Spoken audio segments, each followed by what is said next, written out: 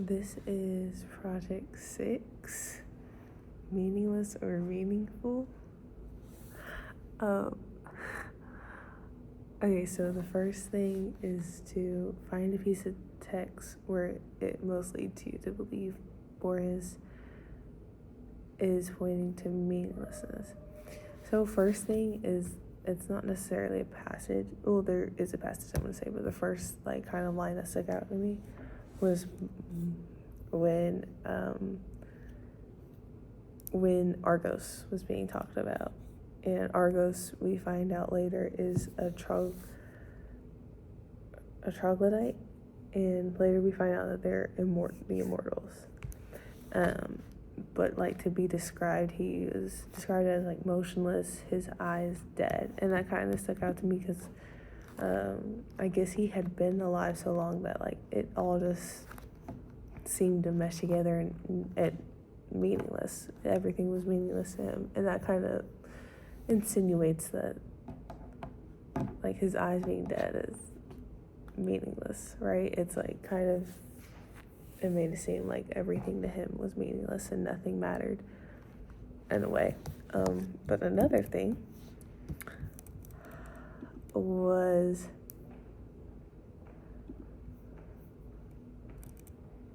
hold on, I have to get there. Page 13. And there is nothing very remarkable about being immortal. With the exception of mankind, all creatures are immortal, for they know nothing of death. What is divine, terrible, and incomprehensible is to know oneself immortal.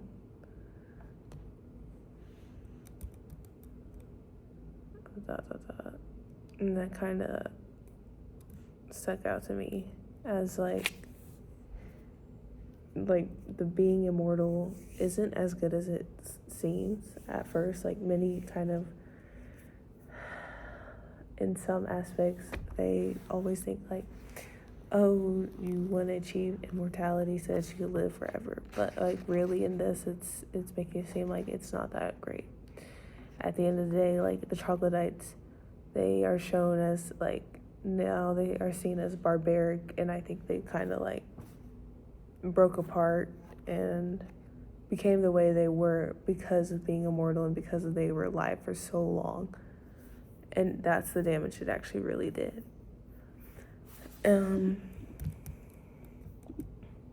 Another passage though that really stuck out though, if I can get there.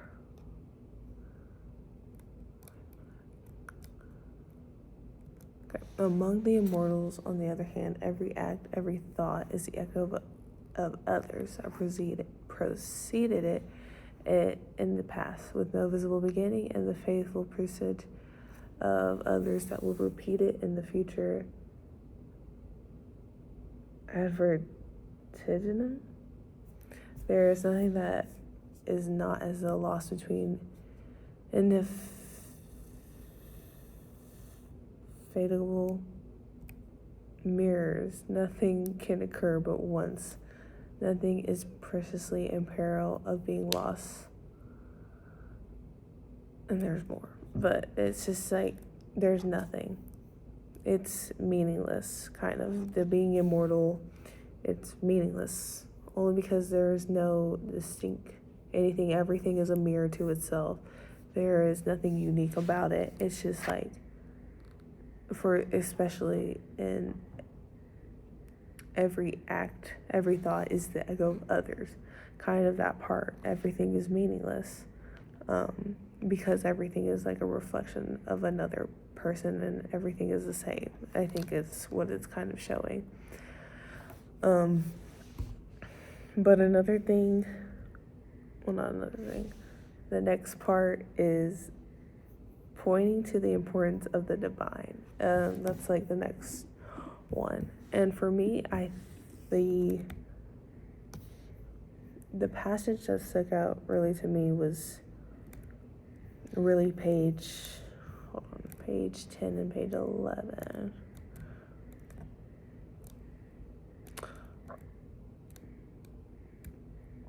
for first page 10, when the man comes across part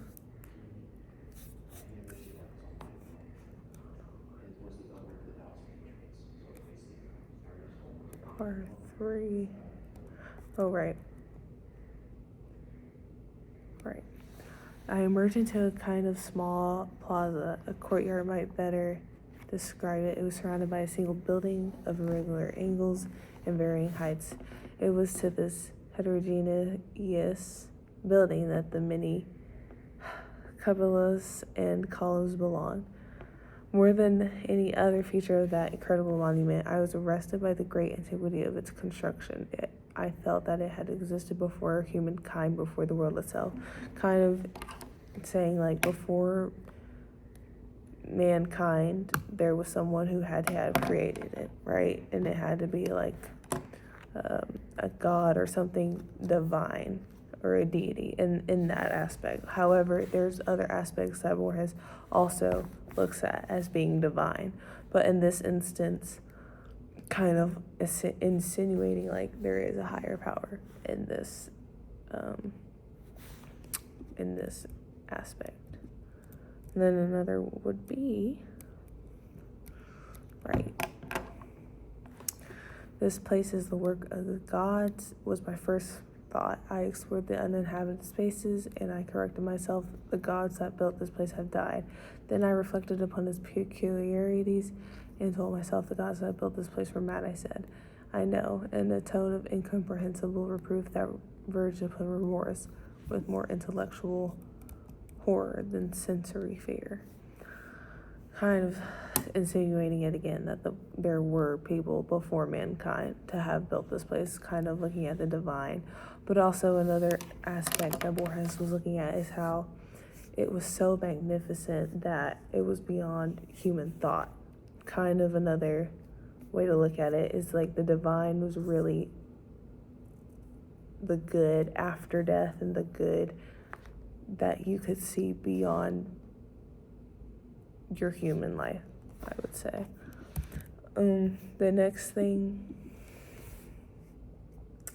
do you ultimately read Borges as arguing for meaninglessness or the divine? I think he's arguing in a way both. In a way he's saying that human life is really not all that. It's meaninglessness, because at the end of the day you do die. And in this way he kind of portrayed immortality as something as so meaninglessness, and it turned someone into barbaric and quenching they were trying to satisfy a thirst that they never could, and it wasn't really all that great.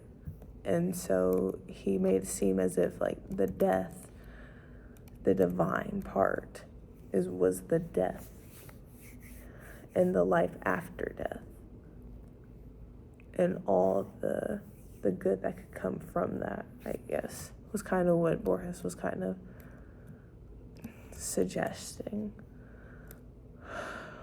But especially in this part, death or reference to death makes men precious and pathetic. Their ghostliness is touching. Any act they perform may be their last. There is no face that is not on the verge of blurring and fading away like the faces in a dream. Everything in the world of mortals has the value of the irrecoverable and contingent. And I think in this way, he was saying that death was really good, so that you could reach that divine, that beyond human thought, that other state of being